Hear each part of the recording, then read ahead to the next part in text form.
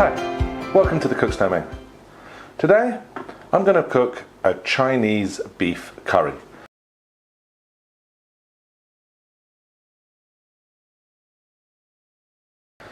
It's not a difficult dish to do and it can be absolutely delicious. Now, I've seen quite a few videos online about this. I'm just wondering how everybody else does it. And the vast majority of videos begin with, and I use this store-bought curry paste.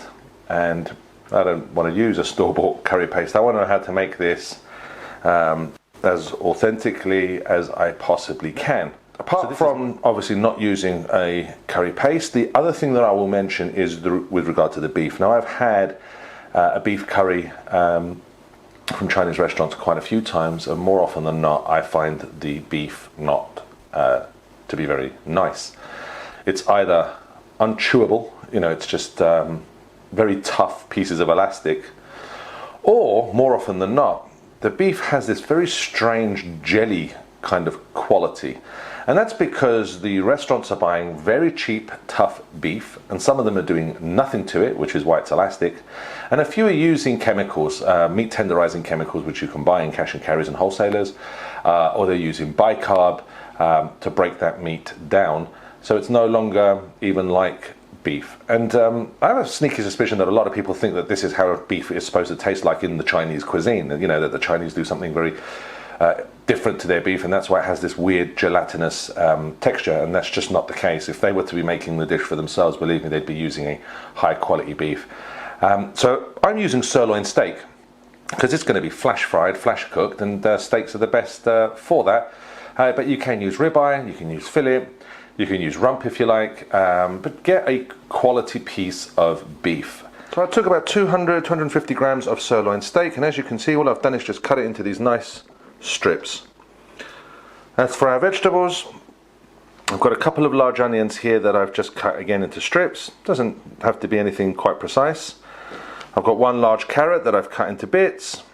I've got about 10 grams of ginger into pieces, about 10 grams of garlic that I've cut into pieces, one celery stalk again cut into pieces, and I'm also using one red chili here. It can be green, it doesn't matter.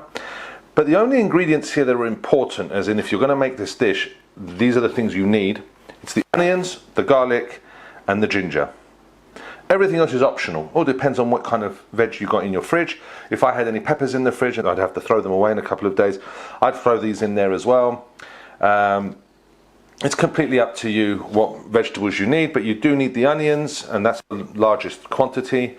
You do need your garlic and you do need your ginger. Even the chili is optional. I'm adding that just to make mine a little spicier, but you don't have to do that. So, you know, you can also add some chili powder into your powder mix. If you are going to use leeks, don't forget after you've chopped them to give them a good wash, because sand and grit can get stuck between the rings.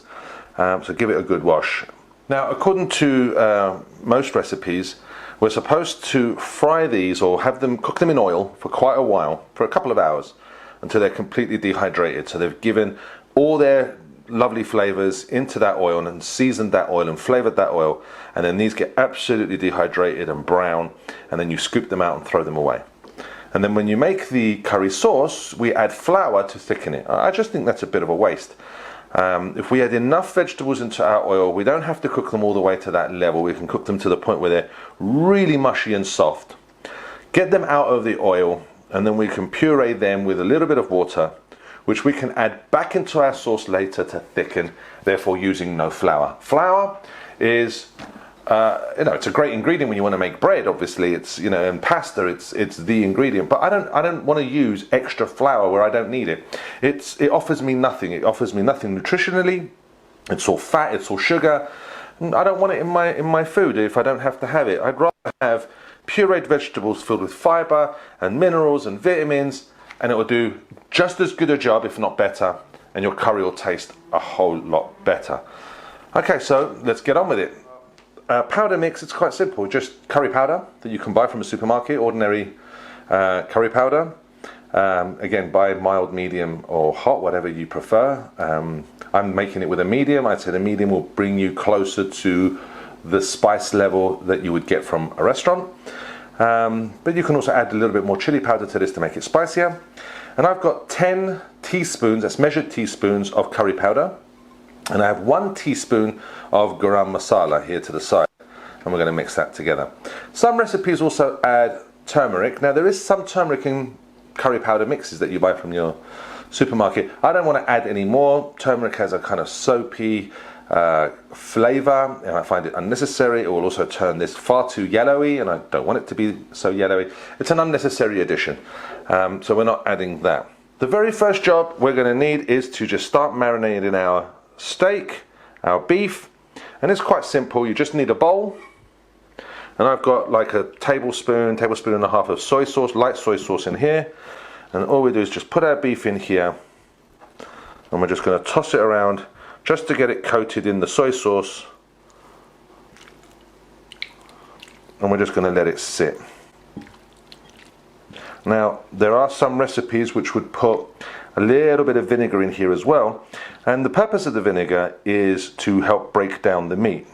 Again, that's if you're using poor quality steak, or poor quality beef. If you're using a sirloin steak, well, it doesn't come much better than that really. So once we've marinated that and it's all coated, we're just going to leave it to the side until we're ready to use it. Okay, so we want to get our pan, or wok if you have, or a deep rounded kind of pan like I have here. We want to get the heat on, and immediately we want to add 200 mils of oil. Now use whatever oil you have, sunflower, vegetable, rapeseed, whatever you like. To this we're going to add 1 piece of cinnamon, just a little piece of star anise, a couple of cloves, 2-3 cloves, and a couple of bay leaves.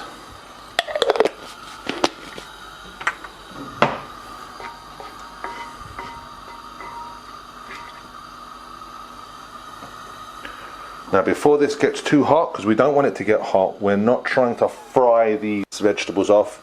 We want to now get our onions in here, and we're going to fill this up quite a lot with all this stuff, and that's okay. Let's get our onions in.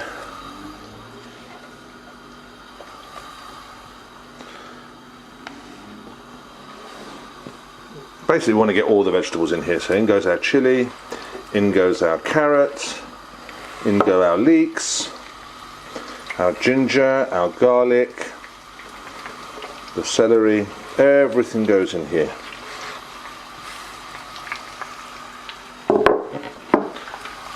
We want to turn this around. We want to constantly be moving this stuff, just carefully, just gently. We don't want anything to burn. And once the oil starts to get pretty hot, we can turn it down to medium. Just get everything coated in the oil.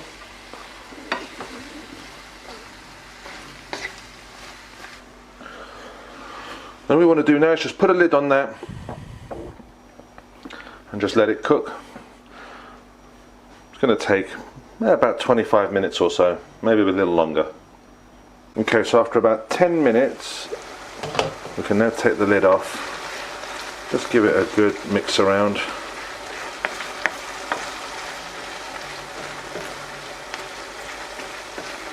As you can see, nothing is burning, nothing's caramelized, importantly. All we're doing is just softening everything up. Now we don't want to lose any of the moisture yet, so we're going to put the lid back on for another 10 minutes so that we can really soften everything up. Okay, been about another 10 minutes or so. We can just have another little look at it. As you can see, things have softened up nicely. And we're actually getting a bit of colour on the onions, so we are definitely at the point where we can leave the top off now, the lid. And just let it simmer just for a few more minutes to try and get rid of as much of the water that's in here.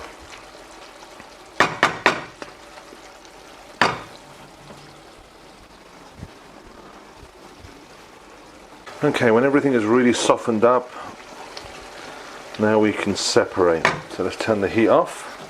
Okay, so now I want to separate the onions and the carrots and all that from the oil. So I've just got a bowl and a sieve. I'm just going to pour that straight through the sieve.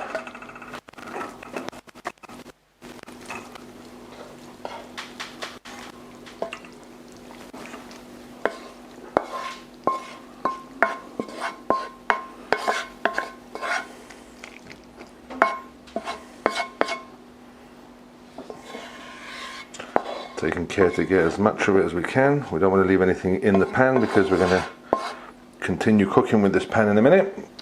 Just a little squeeze. Get as much of the liquid out of this.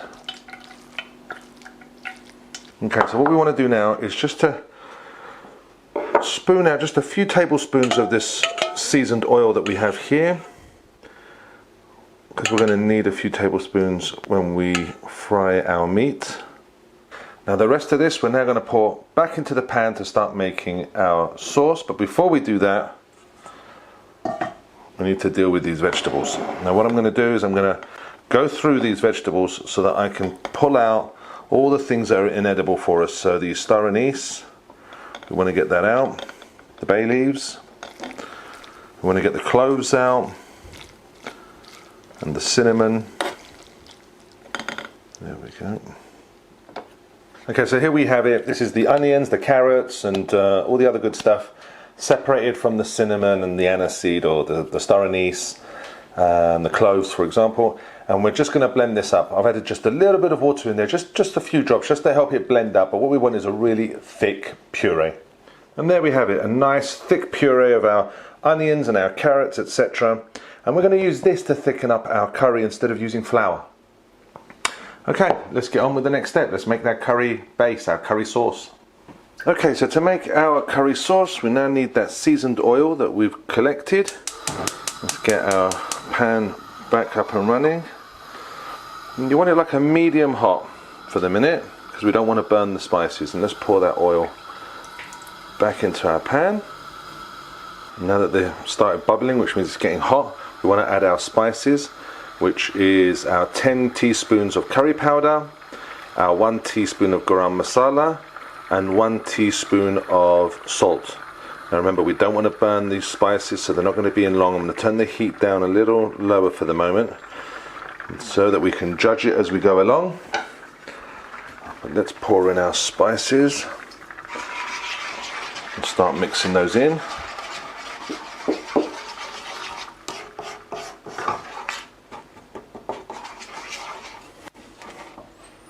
Let's turn the heat back up. If you want to see it bubble a little bit, we want to see it foam a little bit. There we go, we're now starting to get a bit of a sizzle.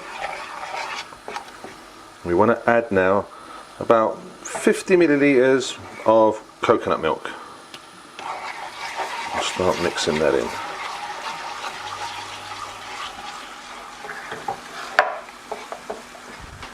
And as it really starts to sizzle, we want to start adding our puree. Now we might not need all of it, so let's just mix it in, and we'll keep adding until it looks right.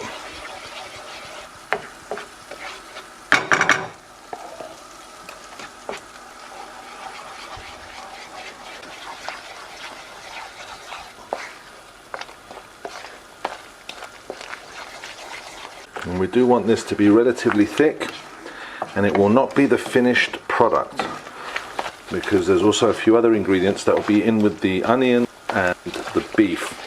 But if you wanted to make this as a finished curry sauce, then you are looking at maybe adding a little bit more salt, some ground pepper, and some soy sauce. And you should do that to taste, and then check the sweetness and either add some honey or some sugar. That would be up to you.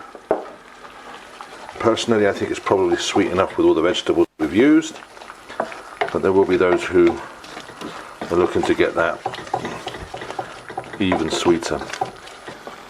There we go. And I think we've used maybe about half of that puree, considering it was all supposed to go into the bin, and we were supposed to use white flour as a thickener. I think we've done all right. There we go. Now what you can do now is taste it and see if you're happy with it, but do let it cool on the spoon before you put it in your mouth. this is lava. That tastes perfect to me, and there we go. Our curry sauce to some degree is ready, because we're now going to turn it into a beef curry. Now you can do it chicken or prawn or whatever you like, and we'll add the remaining ingredients to get this tasting just right at that point. But like I said, if you just wanted it to be a sauce, you'd need to add those extra ingredients like I said. Okay, let's move on to the next step. Okay, so now it's time to bring all of this together. We've got our curry sauce made. All we need now is our marinated beef, some large chunk square cut pieces of onion, and a couple of handfuls of peas. Now you can of course add carrots into this, you can add potato to this, you can add mushrooms to this, you can do whatever you like, and add large pieces green peppers. I know lots of Chinese restaurants do lots of different variations. I'm just used to it with just onion and peas. That's how my locals always served it. But you can do it any which way you like. Just be careful with the mushrooms, they can release a lot of liquid.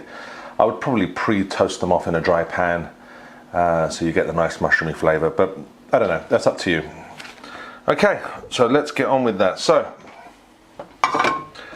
we want a pan on the oven, on the stove, and we want it at full heat. Use those few tablespoons of the seasoned oil that we made, let that get really hot. We want it smoking hot. Okay, when we've got this blistering hot, we can now add our marinated beef. Just drop it straight in.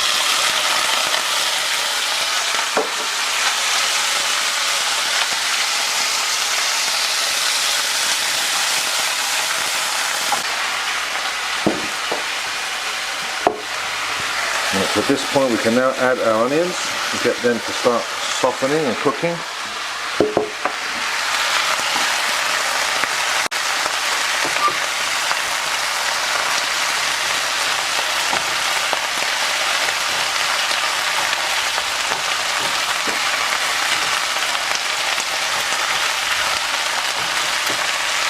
And at this point you want to add a good couple of pinches of salt.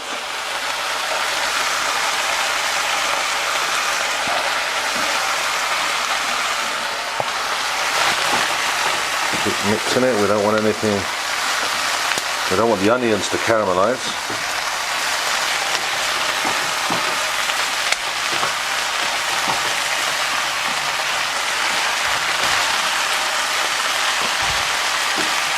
Okay, so that we don't over fry now the onions.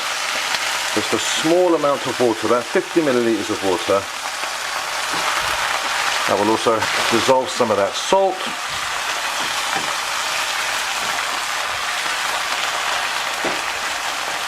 Bring the temperature down just a little bit. And we can now add our curry sauce. Now yes, the water will thin the sauce out a little bit, but it's fine because we can cook the water out, and it gives us more of an opportunity to cook everything together so it all comes together.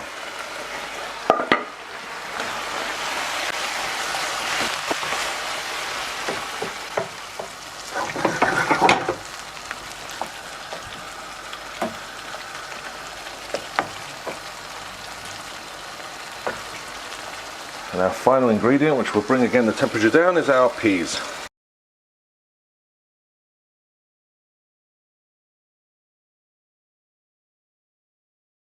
And there we have it, our finished beef curry and jasmine rice. All that's left is to give it a try, see what it tastes like. Let's get a little bit of this beef.